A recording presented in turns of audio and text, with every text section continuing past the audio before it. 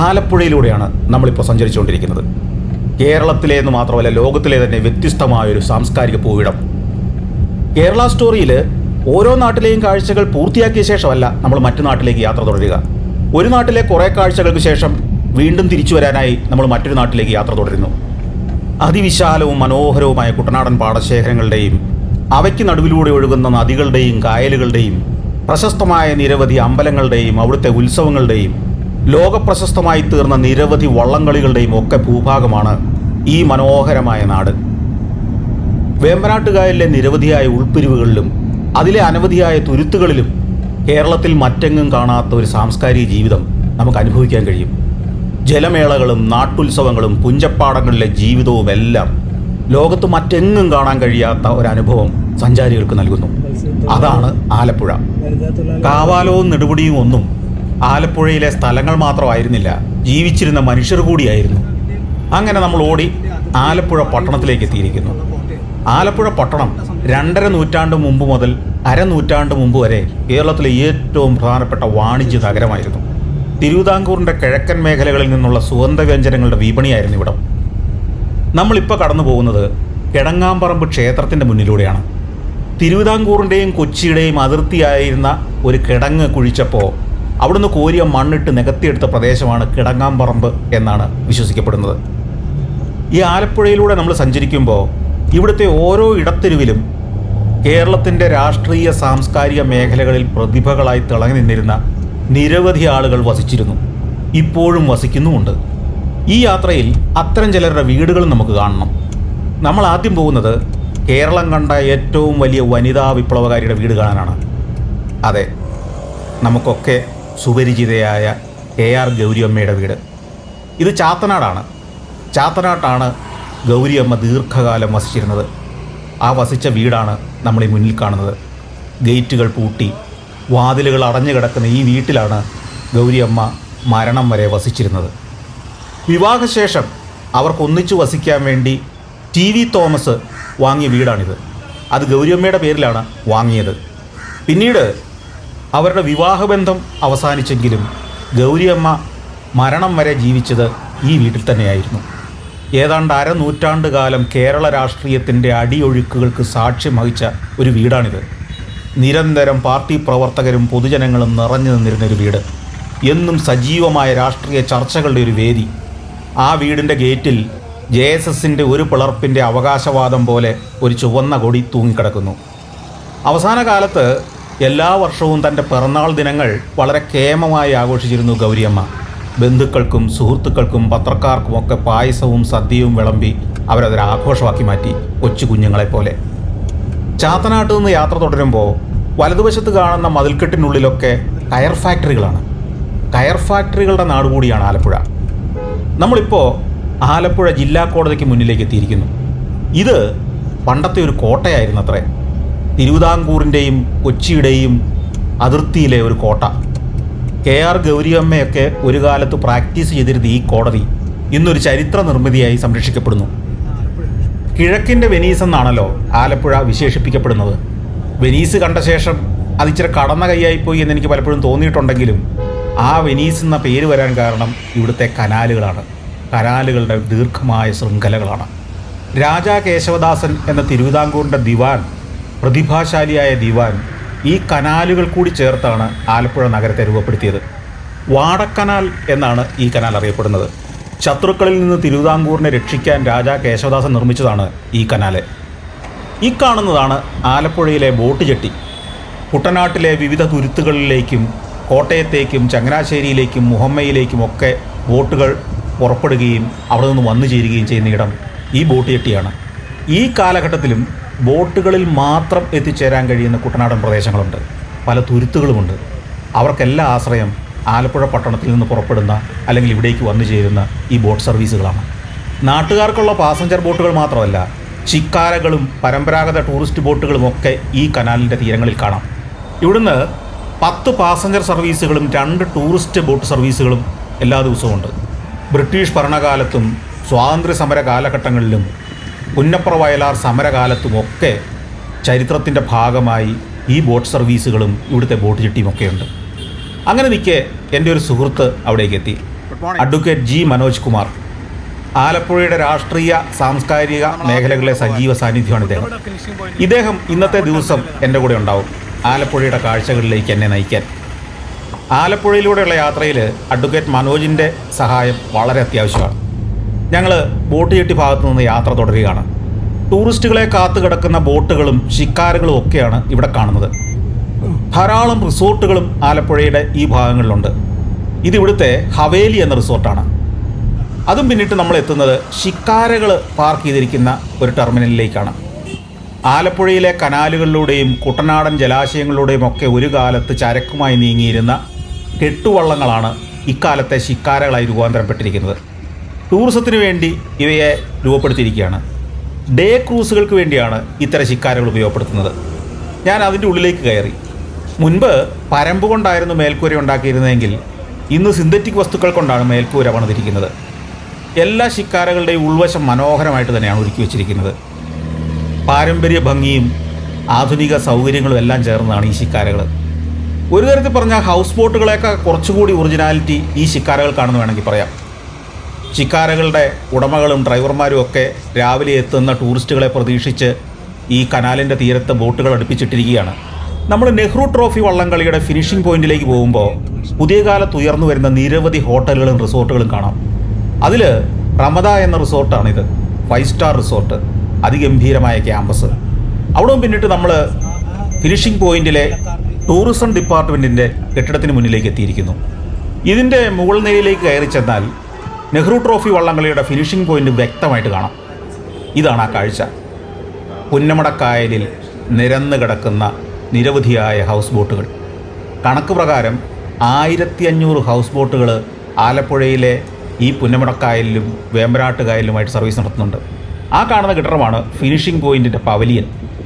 ഈ ഹൗസ് ബോട്ടുകൾ നിരന്ന് കിടക്കുന്ന ഭാഗമാണ് നെഹ്റു ട്രോഫി വള്ളംകളി നടക്കുമ്പോൾ കളിവള്ളങ്ങൾ മത്സരിച്ച് തുഴയുന്ന ഭാഗം. ആ ദിവസങ്ങളിൽ ഈ ഹൗസ് ബോട്ടുകൾ ഇവിടെ ഒന്ന് മാറ്റിയിടും. ആ ദിവസങ്ങളിൽ ഇവിടെ പാർക്ക് ചെയ്യാൻ അനുവാദമില്ല.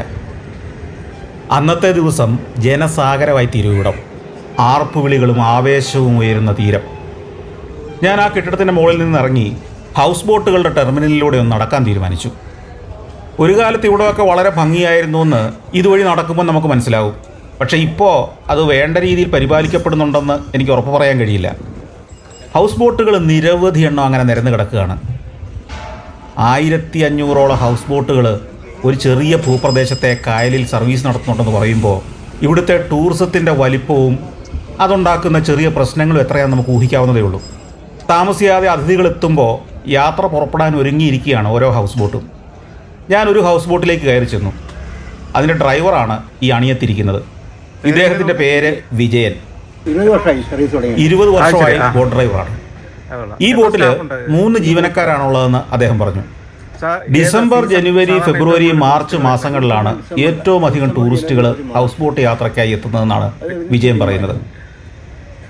സീസണിൽ രാവിലെ 11 മണിക്ക് ബോട്ടുകൾ ഇവിടുന്ന് പുറപ്പെടും. 5:30 മണി വരെയാണ് സാധാരണഗതിയിൽ ഡേ ക്രൂസ് ഉണ്ടാവുക. എന്നാൽ അക്കോമഡേഷനുള്ള ഹൗസ് ബോട്ടുകളിൽ പിറ്റേ ദിവസം രാവിലെ 9:30 വരെ ഗസ്റ്റുകൾക്ക് താമസിക്കാം. അപ്പോഴേക്കും മറ്റൊരാൾ എൻ്റെ അടുത്തേക്ക് വന്നു. ഇത് ചന്ദ്രബാബുവാണ്. 8 ബെഡ്റൂമുകളുള്ള ഒരു ബോട്ടിലെ ജീവനക്കാരൻ. ഇതാണ് ആ ബോട്ട്. അലൻ ടൂർസ് എന്നു പേരുള്ള ബോട്ട്. ബോട്ടിൻ്റെ ഉടമ ജോസഫ് തോമസ് ആണ് ഈ കറുത്ത ഷർട്ടിട്ടയാൾ. കയറി ചെല്ലുന്നത് വിശാലമായൊരു ലോബിയിലേക്കാണ്. ഒരു ഹൗസ് ബോട്ടിനുള്ളിൽ ഇത്രയൊക്കെ സൗകര്യങ്ങളുണ്ടോ എന്ന് നമുക്ക് സംശയം തോന്നും കയറി ചെല്ലുമ്പോഴേ. ഈ ബോട്ടിൽ 5-ലേറെ ജീവനക്കാർ ജോലി ചെയ്യുന്നുണ്ട്. താഴത്തെ നിലയിൽ 5 ബെഡ്റൂമുകളാണുള്ളത്. പിന്നെ കിച്ചണും മറ്റ് സൗകര്യങ്ങളും.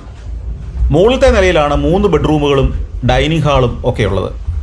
അതിൻ്റെ വരാന്തകളിലൂടെ ചന്ദ്രബാബു എന്നെ മുകളിലത്തെ നിലയിലേക്ക് നയിച്ചു.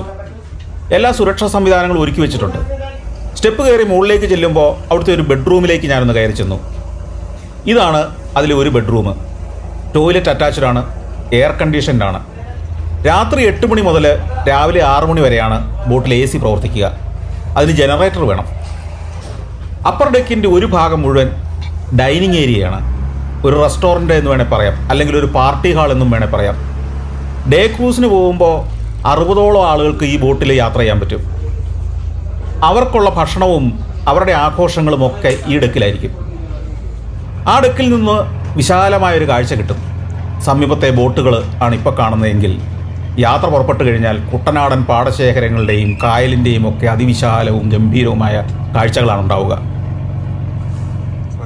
ഇത് ഈ ബോട്ടിൻ്റെ ഡ്രൈവറാണ് സെബാസ്റ്റ്യൻ.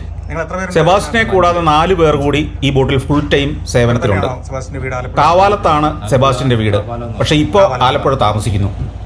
ഒരു കാലത്ത് വേമ്പനാട്ട് കായലിലൂടെയും അതിലേക്ക് വന്നു ചേരുന്ന നിരവധിയായ നദികളിലൂടെയും അരിച്ചാക്കുകളുമായി നീങ്ങിയിരുന്ന 8 വള്ളങ്ങൾ ഇന്ന് ടൂറിസത്തിൻ്റെ ഒരു പ്രധാന അരങ്ങായി മാറിയിരിക്കുന്നു. അതിനുള്ളിൽ വിശ്വസിക്കാൻ കഴിയാത്ത തരത്തിലുള്ള സൗകര്യങ്ങളോടുകൂടിയുള്ള ബെഡ്റൂമുകൾ ഒരുക്കി വെച്ചിരിക്കുന്നു.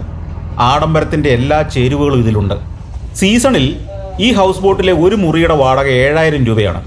അങ്ങനെ 8 മുറികൾ 56,000 രൂപയാണ് ഒരു ദിവസത്തേക്ക് ഈ ബോട്ട് മുഴുവനായി ബുക്ക് ചെയ്താൽ സീസണിൽ, അതായത് ഡിസംബർ മുതൽ മാർച്ച് വരെയുള്ള മാസങ്ങളിൽ നമ്മൾ കൊടുക്കേണ്ടി വരിക. എന്നാൽ ഓഫ് സീസണിൽ ഒരു മുറിക്ക് 5000 രൂപ വരെയായിട്ട് കുറയാം. അതുപോലെ തന്നെ ഡേ ക്രൂസുകൾക്ക് 60ഓളം ആളുകൾക്ക് ഇതിൽ സഞ്ചരിക്കാം. ആ സമയത്ത് ഒരാൾക്ക് 700 രൂപയാണ് ഫീസ്. അതിൽ ഭക്ഷണമെല്ലാം ഉൾപ്പെടുന്നു. രാവിലെ 11 മണി മുതൽ വൈകിട്ട് 5:30 വരെ യാത്ര ചെയ്യാം. വേമ്പനാട്ട് കായലിലൂടെ കുമരകം വരെയുള്ള യാത്രയും കുട്ടനാടിലെ ഉൾഗ്രാമങ്ങളും തുരുത്തുകളും ഒക്കെ കണ്ടുകൊണ്ടുള്ള യാത്രയും ഒക്കെ നമുക്ക് തിരഞ്ഞെടുക്കാം. ശനി ഞായർ ദിവസങ്ങളിലും സമ്മർ വെക്കേഷനിലും ഒക്കെ കൂടുതലും ഡേ ട്രിപ്പുകളായിരിക്കും ഉണ്ടാവുക. ഞാൻ ജോസഫ് തോമസിനോടും സഹായികളോടും യാത്ര പറഞ്ഞ് അവിടെ നിന്ന് ഇറങ്ങി. പുന്നമടക്കായലിനോട് ചേർന്ന് ഈ ഭാഗത്തെല്ലാം നമ്മൾ കാണുന്നത് ടൂറിസവുമായി ബന്ധപ്പെട്ട നിരവധി സ്ഥാപനങ്ങളാണ്. അതിലൊന്ന് ഈ കരകൗശല ഷോപ്പാണ്. അതിലേക്ക് കയറി ചെന്നു. പുലിക്കാട്ടിൽ ഹാൻഡിക്രാഫ്റ്റ്സ്. പണ്ടൊക്കെ കണ്ടിരുന്നത് പോലെ കെട്ടുവള്ളവും കഥകളിത്തലയും മാത്രമല്ല, നിരവധിയായ മനോഹര ദാരുശില്പങ്ങളാണ് ഇന്ന് ഈ ഷോറൂമിനെ അലങ്കരിക്കുന്നത്. ഇതെല്ലാം ടൂറിസ്റ്റുകൾക്ക് വാങ്ങിക്കൊണ്ട് പോകാനുള്ളതാണ്. പഴയ ഗ്രാമഫോൺ മുതൽ കുട്ടനാടിൻ്റെ ഗ്രാമീണ ജീവിതത്തിൻ്റെ ഉൾത്തുടിപ്പുകൾ പേറുന്ന ദാരുശില്പങ്ങൾ വരെ നിരവധി ശില്പങ്ങളാണ് അവിടെ ഉള്ളത്. ഈ ശില്പങ്ങളെല്ലാം നിർമ്മിക്കുന്നത് ഇവരുടെ തന്നെ കോമളപുരത്തുള്ള ഒരു വർക്ക്ഷോപ്പിലാണ്. അവിടെ ജോലി ചെയ്യുന്നത് തിരുവനന്തപുരത്തു നിന്നും കൊച്ചിയിൽ നിന്നും ഒക്കെയുള്ള കലാകാരന്മാരാണ്. നിരവധി കലാകാരന്മാരുടെ കലാരൂപങ്ങൾ ഇവിടെ വിദേശ ടൂറിസ്റ്റുകൾക്ക് വേണ്ടി കാത്തിരിക്കുകയാണ്. ബാലിദ്വീപിലൊക്കെ കാണുന്ന തരത്തിൽ ഏതാണ്ട് പൂർണ്ണതയോടടുത്ത ശില്പങ്ങൾ. കേരളത്തിലെ ടൂറിസ്റ്റ് കേന്ദ്രങ്ങളിലെ ഇത്തരം ഹാൻഡിക്രാഫ്റ്റ്സ് ഷോപ്പുകളിൽ നിന്ന് ഓരോ ശില്പവും വിദേശികൾ വാങ്ങിക്കൊണ്ട് പോകുമ്പോൾ നമ്മുടെ ഗ്രാമങ്ങളിലെ കലാകാരന്മാരുടെ എത്രയോ കുടുംബങ്ങളാണ് അതുകൊണ്ട് ഉപജീവനം നടത്തുന്നത്. ടൂറിസം കലാമേഖലയെ പരിപോഷിപ്പിക്കുന്നത് എങ്ങനെയാണെന്നാണ് ഇവിടെ നമ്മൾ തിരിച്ചറിയുന്നത്. അങ്ങനെ നിൽക്കുമ്പോൾ ഈ കടയുടെ ഉടമ ടോമി പുലിക്കാട്ടിൽ ഇറങ്ങി വന്നു. അദ്ദേഹം എന്നോട് സംസാരിച്ചു. 42 വർഷമായി ഈ കരകൗശല സ്ഥാപനം നടത്തുകയാണ് ശ്രീ ടോമി പുലിക്കാട്ടിൽ. ഓരോ വർഷവും കഴിയും തോറും അനുഭവങ്ങളിൽ നിന്ന് പുതിയ ഉൽപ്പന്നങ്ങളും പുതിയ വ്യാപാര ശൈലികളും അദ്ദേഹം രൂപീകരിച്ചു. 27 വർഷങ്ങളായി ഹൗസ് ബോട്ട് സർവീസും അദ്ദേഹം നടത്തുന്നുണ്ട്. 27 വർഷം. ആദ്യകാലത്ത് നമ്മൾ ചെയ്യുന്ന ആ ഒരു ഇതിലുള്ള വെറൈറ്റി ആയിട്ടുള്ള കുറേ ബോട്ടുകൾ നമുക്ക് ചെയ്യാനും പറ്റും.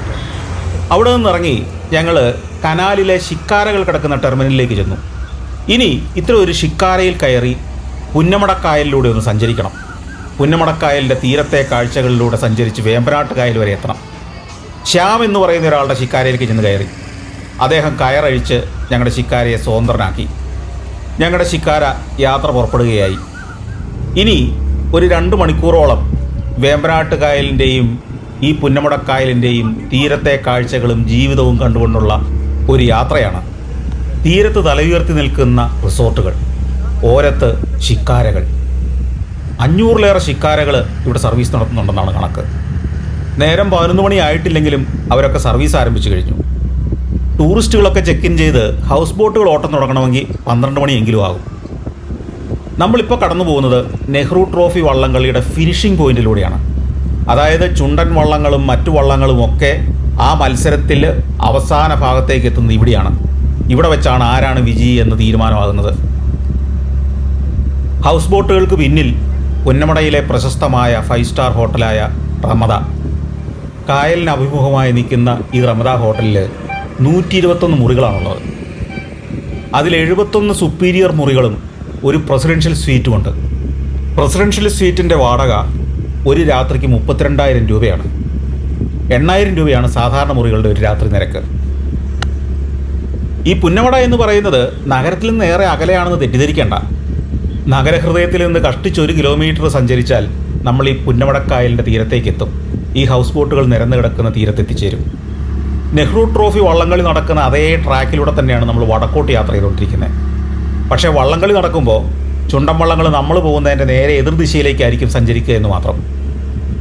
ഈ നെഹ്റു ട്രോഫി വള്ളംകളി നടക്കുന്നത് ഓഗസ്റ്റ് മാസത്തിലെ 2ാം ശനിയാഴ്ചയാണ്. ആ ദിവസങ്ങളാണ് ആലപ്പുഴക്കാരുടെ ദേശീയോത്സവം. ഈ നാട്ടിലുള്ളവരുടെ ഒക്കെ വീട് അതിഥികളെ കൊണ്ട് നിറയും. അന്യനാടുകളിൽ പോയിരിക്കുന്ന ബന്ധുക്കളൊക്കെ ഇവിടേക്ക് വരും. എല്ലാ വീടും ഒരു ഉത്സവ അന്തരീക്ഷത്തിലേക്ക് മാറും. ഈ നിരന്ന് കിടക്കുന്ന ഹൗസ് ബോട്ടുകളുടെ ഒക്കെ അപ്പർ ഡെക്കിലും ലോവർ ഡെക്കിലും ഒക്കെ ടൂറിസ്റ്റുകൾ വന്ന് നിറയും. പുതുതായി നിരവധി വമ്പൻ റിസോർട്ടുകൾ പുന്നമടക്കായലിൻ്റെ 2 കരകളിൽ ഉയർന്നു വരുന്നുണ്ട്. ആദ്യകാലത്തൊക്കെ 16 ചുണ്ടൻ വള്ളങ്ങളും മറ്റു വള്ളങ്ങളും ഒക്കെ ആയിരുന്നു മത്സരത്തിൽ പങ്കെടുത്തിരുന്നതെങ്കിൽ ഈ കഴിഞ്ഞ തവണ 19 ചുണ്ടൻ വള്ളങ്ങൾ പങ്കെടുത്തു. ഹീറ്റ്സ്, അതിനുശേഷം ഫൈനൽ, അങ്ങനെയാണ് മത്സരം. ഉച്ച കഴിഞ്ഞാണ് മത്സരം നടക്കുന്നതെങ്കിലും ഒരു 11 മണിയാകുമ്പോഴേക്കും ഈ പുന്നമടക്കായലിൻ്റെ 2 കരകളിലും ആളുകൾ വന്ന് നിറയും. കൊട്ടും പാട്ടും ആർപ്പുവിളികളുമായിട്ട് മുഖരിതമാകും ഈ പ്രദേശമാകെ. കുട്ടനാടിൻ്റെ ജീവിതക്കാഴ്ചകളൊക്കെ കണ്ടിങ്ങനെ പോകുമ്പോൾ ചെറുവള്ളങ്ങളിൽ അക്കരയിക്കര കിടക്കുന്ന ആളുകളെയൊക്കെ കാണാം. അവരുടെ തുരുത്തിലേക്ക് പോകാൻ ഈ ചെറുവള്ളം മാത്രമാണ് ഇപ്പോഴും ആശ്രയം. ഫിനിഷിംഗ് പോയിന്റിലെ ബോട്ട് ടെർമിനലിൽ നിന്ന് ഇങ്ങ് ഏതാണ്ട് 1.5 കിലോമീറ്റർ അകലെ വരെ ഹൗസ് ബോട്ടുകൾ ഇങ്ങനെ നിരന്ന് കിടക്കുന്നത് കാണാം. നമ്മളീ പോകുന്നത് പുന്നമടക്കായൽ തന്നെയാണ്. ഈ പുന്നമടക്കായൽ എന്ന് പറയുന്നത് വേമ്പനാട്ട് കായലിൽ നിന്ന് ആലപ്പുഴ നഗരത്തിൻ്റെ ഭാഗത്തേക്ക് കയറി കിടക്കുന്ന ഒരു ചെറു കായലാണ്. ശരിക്കും ഇത് വേമ്പനാട്ട് കായലിൻ്റെ ഭാഗം തന്നെയാണ്. ഈ പുന്നമടക്കായലിൻ്റെ 2 ഓരങ്ങളിലും നിരവധി റിസോർട്ടുകളാണ്. വമ്പൻ റിസോർട്ടുകൾ മുതൽ ചെറിയ ഹോം സ്റ്റേകൾ വരെ അതിലുണ്ട്. മറ്റു നാട്ടുകാർക്ക് ബൈക്ക് പോലെയാണ് കുട്ടനാട്ടുകാർക്ക് ചെറുവള്ളങ്ങൾ. ഹൗസ് ബോട്ടുകളും ഷിക്കാരകളും ടൂറിസ്റ്റുകളുമായിട്ട് ഈ പുന്നമടക്കായലിലൂടെ നേരെ സഞ്ചരിച്ച് വേമ്പനാട്ട് കായലിലേക്ക് ചെന്നിറങ്ങാം. നമ്മളിപ്പോൾ ഈ പോകുന്ന പാതയിലൂടെ നേരെ മുന്നോട്ട് പോയാൽ വേമ്പനാട്ട് കായലിലേക്കാണ് ചെന്നിറങ്ങുക. 15 മുതൽ 20 വരെ ആളുകൾക്ക് യാത്ര ചെയ്യാവുന്നതാണ് ഇത്തരം ഓരോ ഷിക്കാരെയും. ഹൗസ് ബോട്ടുകൾ മിക്കതും 2 നിലയുള്ളതാണ്. കുട്ടനാടിൻ്റെ ജീവിത കാഴ്ചകളാണ് നമ്മൾ ഈ ബോട്ടിൽ ഇങ്ങനെ പോകുമ്പോൾ കാണുന്നത്. സ്ത്രീകൾ തനിച്ചു തുഴയുന്ന ഇത്തരം ബോട്ടുകളിൽ അയൽ വീടുകളിലേക്കും കടകളിലേക്കും ഒക്കെ പോകുന്നത് കാണാം. 2 നിലയുള്ള ഇത്തരം ഹൗസ് ബോട്ടുകളിൽ പലതിലും വലിയ കോൺഫറൻസ് ഹാളുകൾ വരെയുണ്ട്. 100-ലേറെ പേർക്ക് കോൺഫറൻസുകളിലും പാർട്ടികളിലും ഒക്കെ പങ്കെടുക്കാൻ കഴിയുന്ന തരത്തിലാണ് പല ഹൗസ് ബോട്ടുകളും രൂപപ്പെടുത്തിയിരിക്കുന്നത്.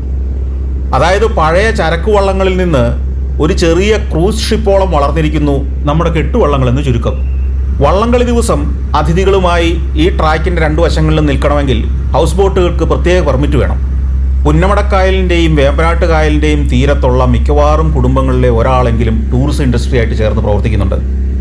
ബാംബു ലഗൂൺ എന്ന പേരിലുള്ള റിസോർട്ടാണ് ആ കാണുന്നത്. അവരുടെ ബോട്ടും തീരത്തുണ്ട്. ഇങ്ങനെ എത്രയെത്ര റിസോർട്ടുകൾ. ഇത്തരം സ്പീഡ് ബോട്ടുകളും ധാരാളമുണ്ട് ഈ ജലപ്പരപ്പിൽ. ഇവർ ടൂറിസ്റ്റുകളുമായി പോകുന്ന ബോട്ടുകളെ ഇങ്ങനെ പിന്തുടർന്നുകൊണ്ടിരിക്കും. എന്നിട്ട് ഈ യാത്രക്കിടയിൽ വെച്ച് വില പേശി സ്പീഡ് ബോട്ടിലേക്ക് ടൂറിസ്റ്റുകളെ മാറ്റിക്കയറ്റും. പിന്നെ കുറച്ചു നേരം ആ ടൂറിസ്റ്റുകൾക്ക് സ്പീഡ് ബോട്ടിൻ്റെ ഒരു അനുഭവം കിട്ടും. വീണ്ടും തിരിച്ച് അവർ ഷിക്കാരയിലേക്കോ ഹൗസ് ബോട്ടിലേക്ക് മടങ്ങുകയും ചെയ്യും. ഇത് മറ്റൊരു റിസോർട്ടാണ്. പുന്നമടക്കായലിൻ്റെ തീരത്തുള്ള പാം ഗ്രോവ് റിസോർട്ട്. ഇതൊരു 4 സ്റ്റാർ റിസോർട്ടാണ്. ഏതാണ്ട് 4700 രൂപയാണ് ഒരു രാത്രിക്ക് ഇവിടുത്തെ ഒരു സാധാരണ മുറി ഈടാക്കുന്നത്. ഏതാണ്ട് 12ഓളം റിസോർട്ടുകൾ ഈ ചെറുകായലിൻ്റെ 2 തീരത്തുമായിട്ടുണ്ട്. ഇന്ന് ടൂറിസത്തിൻ്റെ ഒരു തീരമായി ഇവിടെ എല്ലാം മാറിക്കഴിഞ്ഞു. എന്നാൽ ഒരു കാലത്ത് കക്കാവാറൽ തൊഴിലാളികളുടെയും മത്സ്യബന്ധന തൊഴിലാളികളുടെയും കർഷക തൊഴിലാളികളുടെയും എല്ലാം ഒരു കേന്ദ്രമായിരുന്നു ഇവിടം. ആ തൊഴിലാളികളിൽ വലിയൊരു ഭാഗവും അല്ലെങ്കിൽ അവരുടെ പിൻതലമുറക്കാർ കൂടുതലും ഇന്ന് ടൂറിസം വ്യവസായത്തിലേക്ക് കടന്നു കഴിഞ്ഞു. ഈ കാണുന്നതാണ് പാമി ലേക്ക് റിസോർട്ട്. പുന്നമടക്കായൽ വേമ്പനാട്ട് കായലുമായി ചേരുന്ന ഭാഗത്തേക്ക് നമ്മൾ അടുക്കുകയാണ്. ഒരു കടൽ പോലെ കിടക്കുകയാണ് വേമ്പനാട്ട് കായൽ. ഈ കാണുന്ന കെട്ടിട കോംപ്ലക്സ് സ്പോർട്സ് അതോറിറ്റി ഓഫ് ഇന്ത്യയുടെ ആലപ്പുഴയിലെ കേന്ദ്രമാണ്. സായി എന്ന ചുരുക്കപ്പേരിൽ അറിയപ്പെടുന്ന സ്ഥാപനം. ഇതിൽ ആൺകുട്ടികൾക്കും പെൺകുട്ടികൾക്കും ഉള്ള ഹോസ്റ്റൽ ഫെസിലിറ്റികളൊക്കെ ഉണ്ട്. അതിഗംഭീരമായൊരു ക്യാമ്പസാണത്. സ്പോർട്സ് അതോറിറ്റി ഓഫ് ഇന്ത്യയുടെ ഭാഗമായിട്ടുള്ള വാട്ടർ സ്പോർട്സ് സെൻ്ററും ഇതിനോടനുബന്ധമായിട്ട് പ്രവർത്തിക്കുന്നുണ്ട്. നിരവധി ചെറുപ്പക്കാർക്ക് കായിക പരിശീലനം നൽകുന്ന ഒരു കേന്ദ്രം. നൂറ്റാണ്ടുകൾക്ക് മുമ്പ് വേമ്പനാട്ട് കായലിലൂടെ ചരക്ക് നീക്കം നടത്തിയിരുന്ന കെട്ടുവള്ളങ്ങളുടെ രൂപം ഇതായിരുന്നു. ഇതാണ് പിന്നീട് ഇന്നത്തെ ഹൗസ് ബോട്ടുകളായി പരിണമിച്ചത്. പക്ഷേ ഇന്നത്തെ ഹൗസ് ബോട്ടുകളെക്കാൾ എത്രയോ ആഠ്യത്വമുള്ള രൂപമാണ് പഴയ കെട്ടുവള്ളങ്ങളുടേത്. നമ്മൾ വീണ്ടും മുന്നോട്ട് പോകുമ്പോൾ മറ്റൊരു റിസോർട്ടിൻ്റെ സമീപത്തേക്ക് എത്തിയിരിക്കുന്നു. പുന്നമട റിസോർട്ട് ഒരു 4 സ്റ്റാർ റിസോർട്ടാണ്. റിസോർട്ടുകൾ പ്രവർത്തിക്കുന്ന തീരങ്ങൾ വളരെ മനോഹരമായിട്ട് അവർ തന്നെ ഒരുക്കിയിടുന്നു എന്നുള്ളത് പ്രത്യേകം എടുത്തു പറയേണ്ട ഒരു കാര്യമാണ്. അതല്ലെങ്കിൽ ചപ്പുചവറുകൾ അടിഞ്ഞുകൂടിയും മാലിന്യം കുന്നുകൂടിയും കിടക്കേണ്ടിയിരുന്ന ഒരു തീരമാണിത്. അവരുടെ ഗസ്റ്റുകളെ ആകർഷിക്കാൻ വേണ്ടി ആണെങ്കിൽ കൂടി ഈ പരിസരവും ഈ പ്രദേശവും സൗന്ദര്യത്തോടെ നിലനിർത്തുന്നതിന് റിസോർട്ടുകൾ വഹിക്കുന്ന പങ്ക് ചെറുതല്ലെന്ന് പറയേണ്ടിയിരിക്കുന്നു. വീണ്ടും യാത്ര ചെയ്ത് നമ്മളിതാ വേമ്പനാട്ട് കായൽ എന്ന വിശാലമായ ജലാശയത്തിലേക്ക് എത്തിയിരിക്കുകയാണ്. വേമ്പനാട്ട് കായൽ ഒരിക്കലെങ്കിലും സന്ദർശിച്ചിട്ടില്ലാത്ത ഒരാൾക്ക് കടലുപോലെ വിശാലമായി കിടക്കുന്ന ഒരു ജലാശയം കേരളത്തിലുണ്ടെന്ന് വിശ്വാസം വരില്ല. നമ്മൾ യാത്ര തുടരുകയാണ്.